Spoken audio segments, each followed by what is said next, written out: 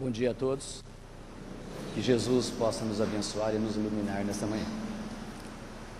No capítulo 27 do Evangelho segundo o Espiritismo, intitulado como Pedi e Obtereis, nos fala da importância da prece na nossa vida, no nosso dia a dia. E em 28 capítulos do Evangelho segundo o Espiritismo, Kardec colocou 2 capítulos inteiros a respeito da prece, tamanha a sua importância. Em Mateus 20, 22, Jesus, porém, respondendo, disse: não sabeis o que pedis. Essa resposta foi dada à mãe dos filhos de Zebedeu a respeito do seu pedido para que colocasse um filho à esquerda e o outro à direita do seu reino. E Jesus, respondendo, lhe disse que isso não competia a ele, e sim ao Pai que estás no céu. No livro Caminho, Verdade e Vida,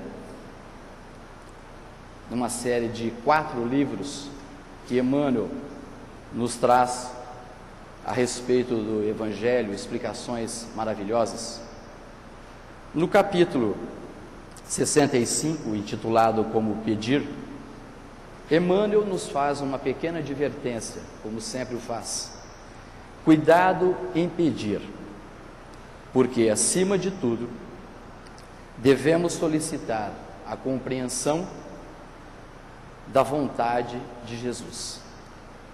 E no capítulo seguinte, ele nos fala para nós observarmos a substância das nossas preces. E nos fala: como pedes? Em nome do mundo ou em nome do Cristo? E ele nos fala que os que se revelam desanimados com a oração, que sempre ouvimos pessoas nos dizerem que oram bastante, mas não são atendidas, que tenhamos cuidado com isso, porque nós estamos confessando a nossa infantilidade das nossas rogativas, e que nós devemos verificar sempre o que nós estamos pedindo, e devemos pedir em nossas orações que seja feita a vontade do Pai e não a nossa. Nesse capítulo tem vários subtítulos. Nós temos a qualidade da prece, a eficácia da prece, a ação da prece, a maneira de orar e o destino da prece. O primeiro item, que é a qualidade da prece, Kardec nos fala que nós devemos orar em segredo para não ser como os hipócritas, que gostavam de fazer as suas orações em pé, na sinagoga, a fim de serem vistos pelos homens. E nos fala também que nós não devemos falar muito, igual aos gentios, que usavam vãs repetições, porque imaginavam que era pelo seu palavreado excessivo que seriam ouvidos as suas rogativas. E Mateus 6, de 5 a 8, porque o nosso Pai sabe o que nos é necessário, primeiro que nós lhe peçamos. E Marcos 11, 25 a 26, antes de orarmos, se tivermos qualquer coisa contra alguém, nos fala que nós devemos primeiro perdoar, para que o nosso Pai também nos perdoe. Perdoar é uma palavrinha um tanto quanto complicada, mas eu fui buscar uma explicação um tanto quanto convincente. Nos fala que não é só esquecer as ofensas. Eu perdoei, aquele meu irmão me praticou um ato comigo, eu já o perdoei. Não é só isso. Nos fala que, além de perdoarmos as ofensas, nós devemos esquecê-las e também recuperar o nosso ofensor. Por que esse nosso irmão, esse nosso próximo, fez essa maldade conosco?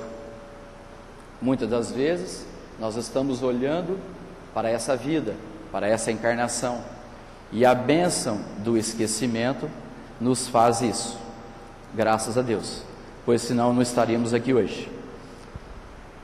E nos fala também que nós devemos recuperar esse ofensor, ajudando a livrar-se da sua ignorância, da sua mágoa e desenganos que o levam a ofender.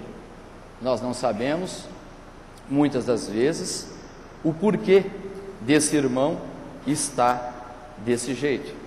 E ontem nós tivemos a oportunidade de presenciar uma peça no SETA a respeito da vida do Chico, e uma das passagens da peça, Chico, como funcionário público que era, foi até a casa de um fazendeiro para assinar uns documentos, e o fazendeiro pegou a pasta e jogou no chão.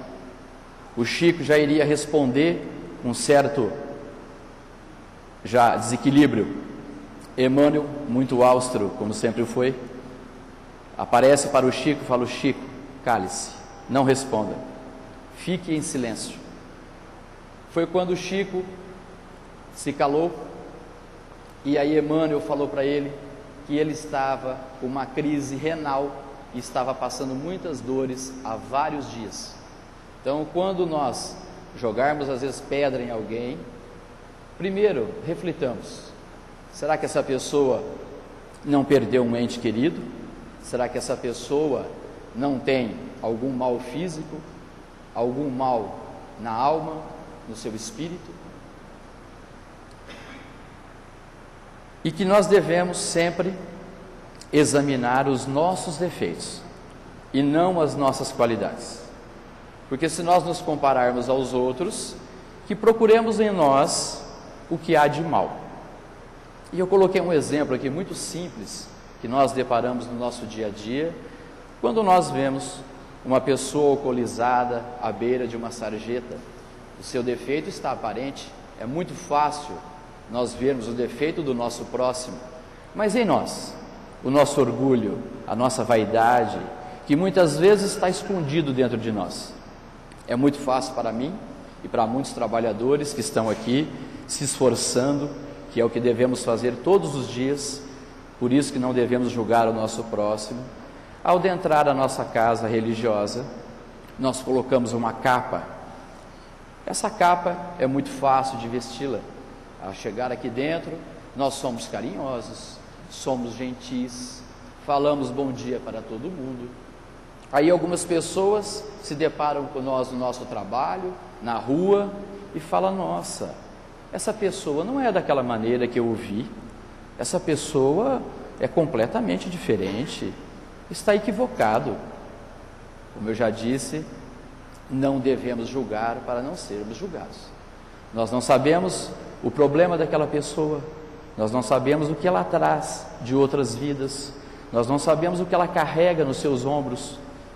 Então nós devemos ter sim paciência e caridade com o nosso próximo, que já já vou dizer para vocês quem é o nosso próximo, segundo Jesus nos disse. E Jesus disse que cada criatura tem um santuário dentro do seu próprio espírito.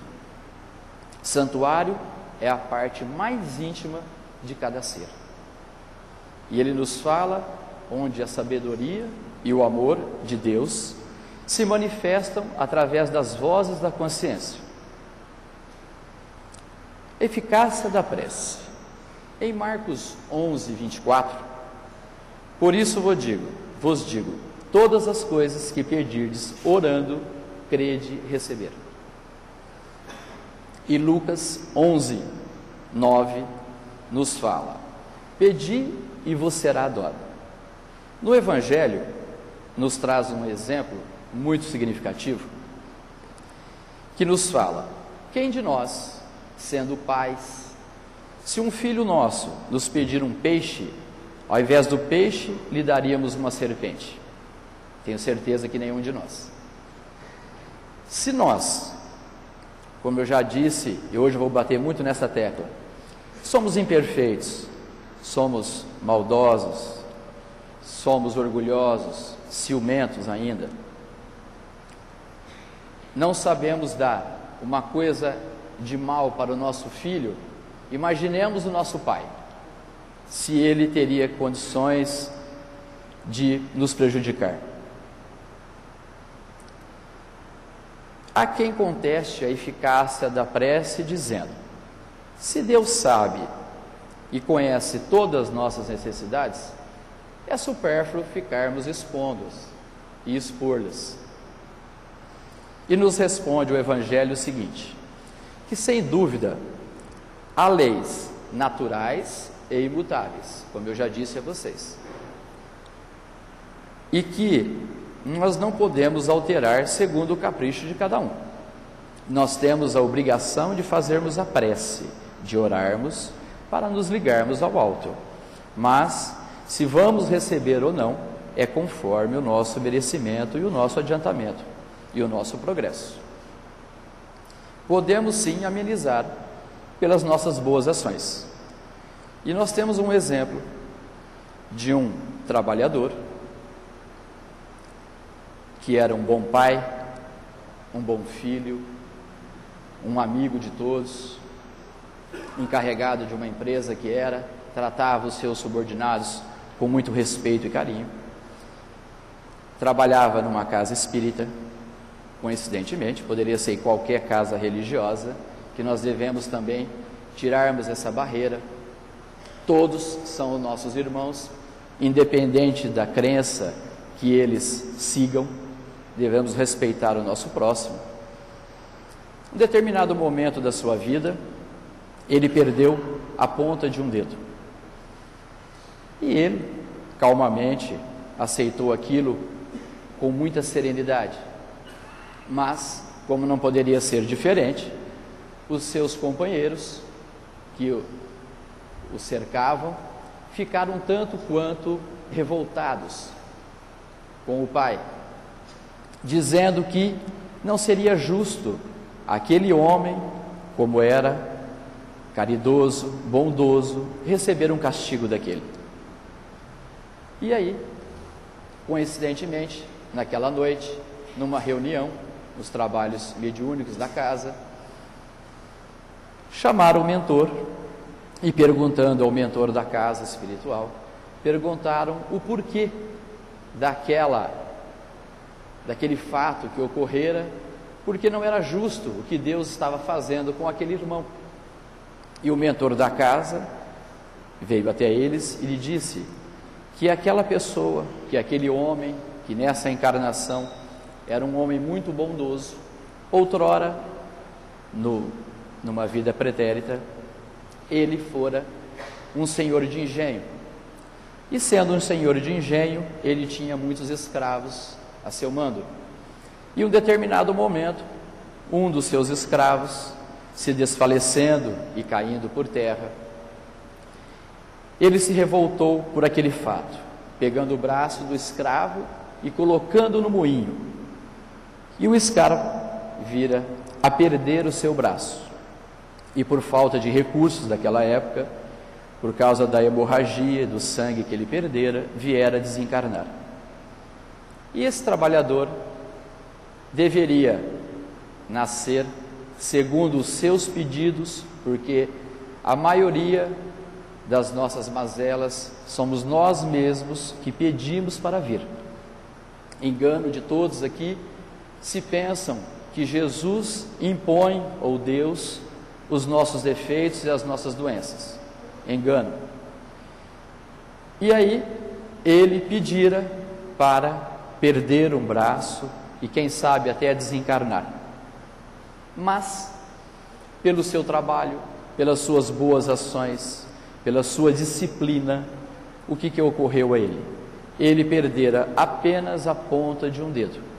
Então é como eu disse a vocês, existem leis naturais e imutáveis, mas podemos mudá-las, não podemos tirá-las, porque o que nós temos que passar não é o nosso amigo, não é o nosso irmão que irá passar por nós.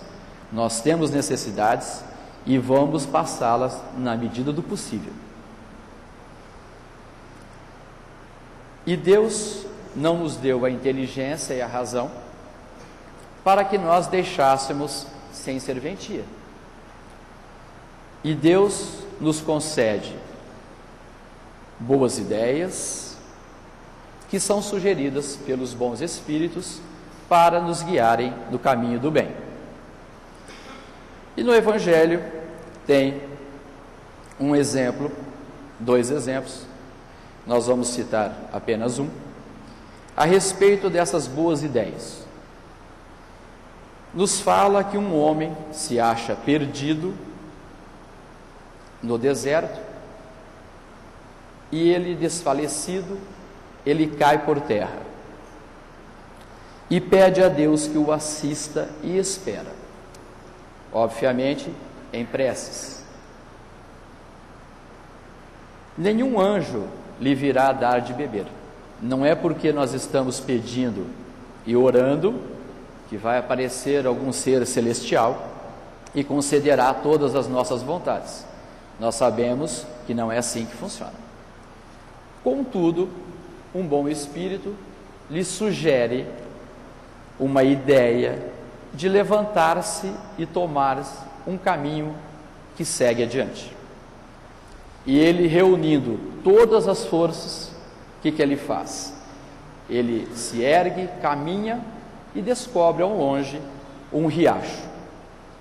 Aí o Evangelho nos faz 2 colocações.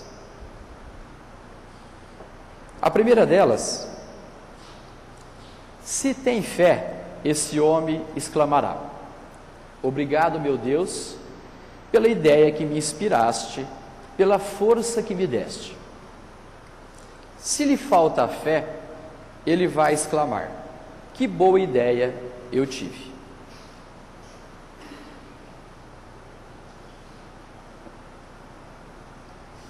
E eu coloquei um exemplo aqui, que eu tinha lido esses dias na internet, achei muito engraçado.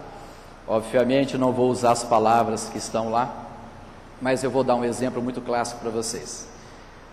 Um empresário chegando no seu trabalho, precisando estacionar o seu carro, não acha nenhuma vaga no estacionamento e começa a circular com o seu carro dentro do estacionamento, já atrasado por uma reunião. Pede a Deus e começa a rogar a Ele para ajudá-lo a achar uma vaga, pois ele iria perder a reunião e iria ficar um pouco comprometido com isso. E começa a fazer barganha com Deus. Não é o nosso caso aqui, porque nós jamais faríamos isso. Mas começa a pedir a Deus: Senhor, se o Senhor me arrumar uma vaga, eu vou ser um bom pai, eu vou ser um bom filho, eu vou respeitar o meu próximo, eu vou olhar para as pessoas diferente, eu vou tentar me melhorar nas minhas mazelas. E quando ele se depara logo à frente, na entrada do prédio, eis que surge uma vaga, e ele prontamente já fala rapidinho: Deus, não precisa mais, já achei a vaga. Não é isso, não é o nosso caso, né? Por favor. E para nós sabermos ou não se nós temos fé, é fácil, é muito simples. Muitos de nós ainda trazemos amuletos. Muitos de nós, se abrirmos a nossa carteira, e hoje eu nem trouxe a minha para não correr esse risco, nós abrimos a nossa carteira e vamos deparar com uma nota de $1, com um trevinho. E um amigo meu brincando falou: mas Carlinho, $1, né? Tinha que colocar uma nota de $100, já que é para chamar dinheiro, né? Vamos colocar uma quantidade grande.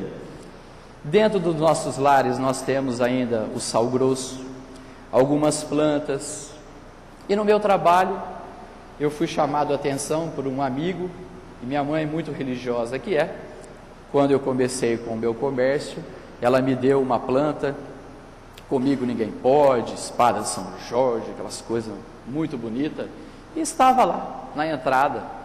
Sempre ficou ali, passa ano, chega ano, e de uns anos para cá nós se prontificamos a nos mudarmos e nos melhorarmos, lendo um pouco mais, estudando, porque pensa vocês que é fácil eu estar aqui? Não é. Tudo isso que eu estou lhe dizendo a vocês, primeiro serve a mim, que o primeiro ouvido a ouvir sem dúvida é o meu. E a partir do momento que passamos da pedra para ser a vidraça, é muito complicado, tá? É muita responsabilidade conosco mesmo, pois eu posso vestir a capa ao entrar aqui, mas os meus irmãos que estão aqui do meu lado estão me cobrando, estão me mostrando o que eu estou fazendo, o que eu estou deixando de fazer. E ele me disse e me perguntou se eu tinha fé. E eu falei que sim. Eu tenho. Ele falou, não, eu vou te perguntar mais uma vez, você tem fé? Eu falei, tenho. Eu vou mudar a pergunta então. Você acredita em Deus? Acredito. Não tem condições de conversar com você. O que significa essa planta aqui no seu estabelecimento? Isso aí, aquela desculpa que a gente sempre dá, isso aí veio de um tio, de uma avó que me doou, que me presenteou. Ele falou, não, você está agindo errado. Você tem que primeiro acreditar em Deus. Depois, se Deus falhar nas suas rogativas, nas suas preces, aí você pega um sal grosso, uma ferradura, coloca atrás da porta, coloca no local que você acha necessário, alguns dentinhos de alho. E aí, a partir desse momento, como não poderia ser diferente, e hoje eu acho que muitos daqui também irão começar a raciocinar e pensar um pouco, pelo menos de outra forma, que foi o que aconteceu comigo. Eu me desfiz da planta, não jogando-a fora, mas colocando num outro local. Então nós devemos perguntar a nós mesmos se nós temos fé. E o Evangelho nos explica por que o bom Espírito não disse claramente a esse homem, levanta e segue aquele caminho. O Evangelho nos dá duas explicações. Primeiramente, por quê? Para lhe ensinar que cada um deve ajudar-se a si próprio. Nós devemos de parar de empurrar os compromissos que temos para outras pessoas. O compromisso que nós vemos é para nós. O problema que nós temos dentro do nosso lar é para a família. Não existe um filho problema para os pais. Um filho problema é problema para os avós, para os vizinhos, para toda a sociedade em si. Se aquele jovem veio numa família, se ele veio num bairro, do modo geral, em menor grau, todos têm condições de ajudá-lo. Todos. E em segundo lugar, pela incerteza. Ação da prece. A prece, nós sabemos que é uma conversa com Deus. E ela tem 3 objetivos, que é agradecer, louvar e pedir. Apesar que, como nosso irmão lembrou há poucos instantes, e só agradeceu e não pediu, geralmente nós mais pedimos do que agradecemos. Mas isso é uma coisa natural. Nós estamos ainda no mundo de provas e expiações, temos ainda algumas necessidades, e com o esforço conseguiremos, em curto tempo, mais agradecer do que pedir. E o homem, ele é o autor da maioria das suas aflições, como eu já disse, que ele poderia poupar-se se ele agisse com critério e prudência. Critério é a faculdade que nós temos de discernir, de nós identificarmos a verdade. Prudência. Prudência, nós devemos agir com moderação, evitando o que possa ser de errado e danoso em nossas vidas. Maneira de orar. Mateus 26:41 nos fala: vigiai e orar, para não cairmos em tentação. Mas por que o vigiai e orar, e não o orar e vigiai? Nos explica que nós devemos primeiro nos vigiarmos. Esse vigiar é nós entrarmos em sintonia, é nós nos concentrarmos, nós nos acalmarmos. Como diz no Evangelho, ele nos fala que nós devemos entrar no nosso leito, no nosso quarto, e quando estivermos em só, conosco mesmo, fazer as nossas rogativas a Deus. Mas muitos não têm um quarto, muitos ainda vivem à beira da estrada, à beira do caminho, às vezes na casa de um parente, não tem muito essa... Mas não precisamos levar isso ao pé da letra. O importante é estarmos sozinhos, conosco mesmo. E nós temos no Evangelho 2 orações diárias que são necessárias. A primeira oração é a oração matinal. O primeiro dever de toda criatura humana à volta diária da vida ativa, sem dúvida, é a prece. E no livro Obreiros da Vida Eterna,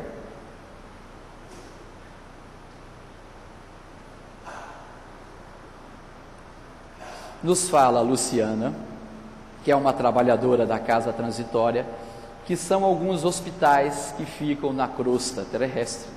Quem não leu esse livro, por favor, tenha um pouquinho de esforço para conhecer essa obra. É da série dos livros de André Luiz.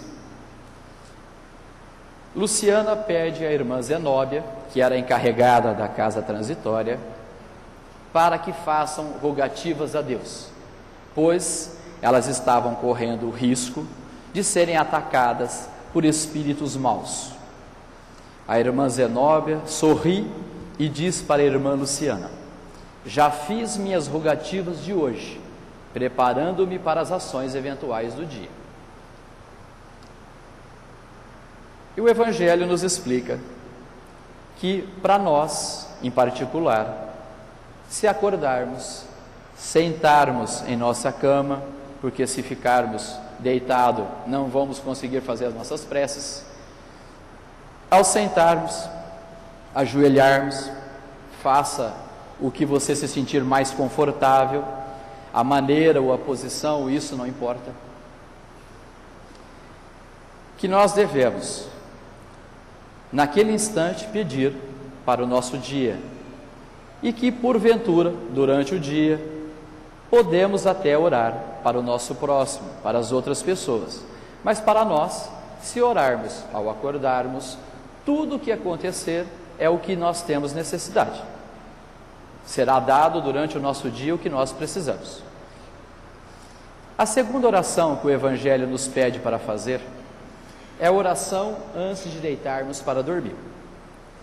Nos fala que ela é fundamental, porque o homem deve procurar proteção espiritual nesses momentos que antecedem o sono.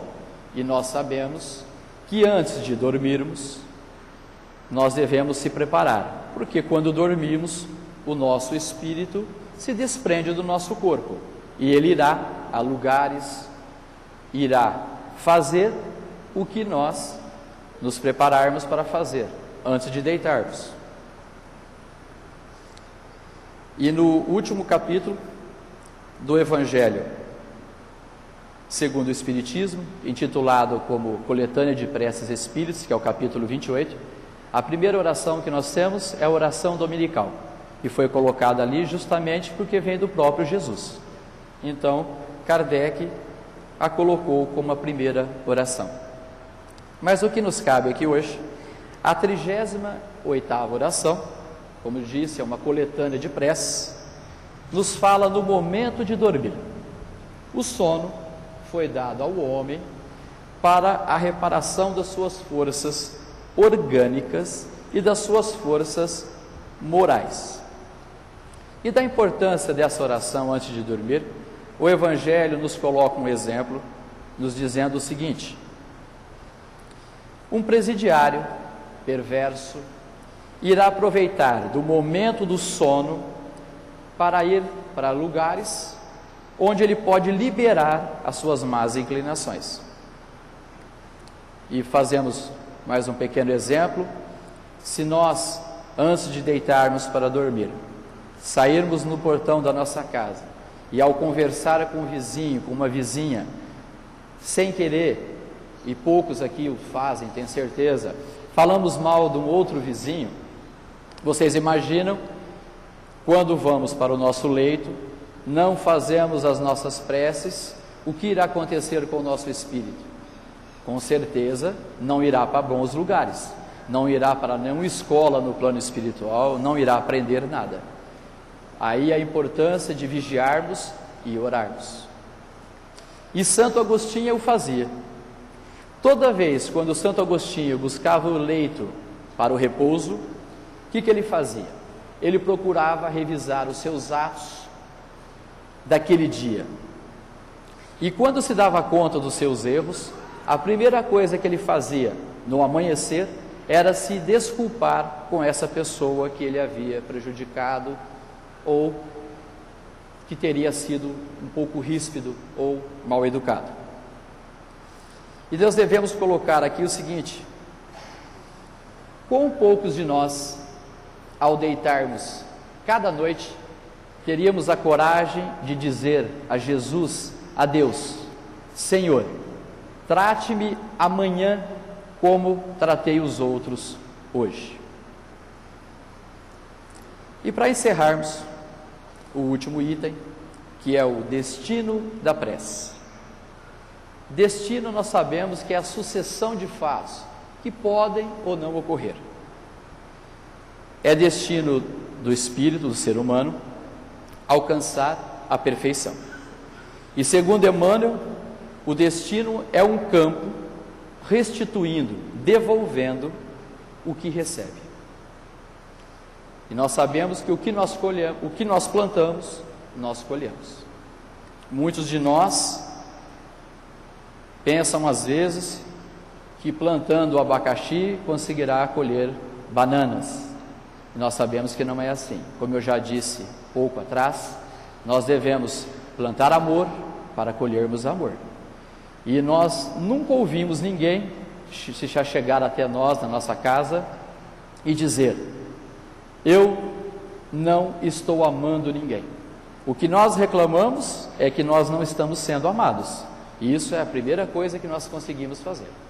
Ninguém me ama, eu sou deixado de lado, as pessoas não dão importância para mim. Mas ninguém se achega até nós e diz: ah, eu não estou amando ninguém. E é o princípio básico. Se nós não amarmos as pessoas, como que nós podemos receber amor das pessoas? É meio difícil de nós conseguirmos entender isso. E a respeito do próximo, no capítulo 15 do Evangelho, fora da caridade não há salvação, no item 2, Jesus nos fala a respeito desse próximo. Um doutor da lei, o tentando, pergunta a Jesus: quem é o meu próximo? E Jesus responde com uma parábola muito significativa e que nos toca muito. Um homem descia de Jerusalém a Jericó e fora assaltado por uns bandidos que o despojaram e lhes causaram ferimentos. Aconteceu que em seguida passou por ali um sacerdote, vendo aquela pessoa, aquele seu irmão, aquele seu próximo, passou reto, não tomando iniciativa alguma.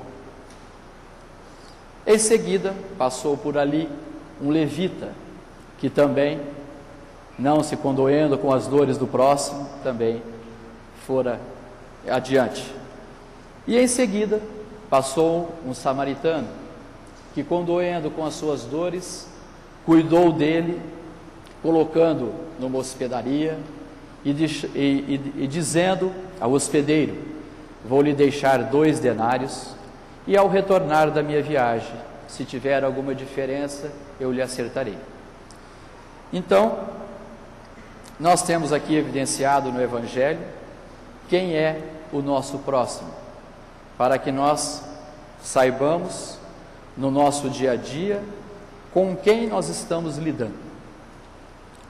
E nós tenhamos em mente 3 pedidos, que eu estou me esforçando muito para segui-los. Devemos pedir ao Senhor 3 coisas. Primeiro, serenidade, para aceitarmos as coisas que nós não podemos mudar. Um defeito físico, um câncer, alguma doença que nasceu conosco, um defeito visual. Em segundo lugar, devemos pedir a Jesus coragem, para que nós podemos modificar as coisas que nós podemos mudar. Um egoísmo, o orgulho, a vaidade, os ciúmes. E em terceiro lugar, pedimos sabedoria para que nós consigamos discernir uma coisa da outra. Porque muitos de nós somos egoístas e achamos que temos que morrer egoístas. Não é assim. Nós não temos nenhum defeito aparente, a maioria de nós, que nós não consigamos nos livrar dele. É o esforço diário, principalmente através da prece. E para encerrarmos, eu peguei 2 frases que têm me ajudado muito no meu dia a dia, que está no Evangelho, no capítulo 17, sede perfeitos. Nos diz que o verdadeiro espírita, que somos todos nós, e devemos também parar de dizer: ah, você é espírita? Ah, mais ou menos, estou tentando. Não, nós somos espíritas, nós temos um ideal, nós se esforçamos, nós saímos dos nossos lares, deixamos uma bolinha, as mulheres deixaram a cozinha para atrasar um pouco o almoço. Nós somos sim espíritas, mas nós temos que nos esforçar para fazer o que a frase nos diz. Reconhece o verdadeiro espírita pela sua transformação moral e pelos esforços que faz em dominar suas más inclinações.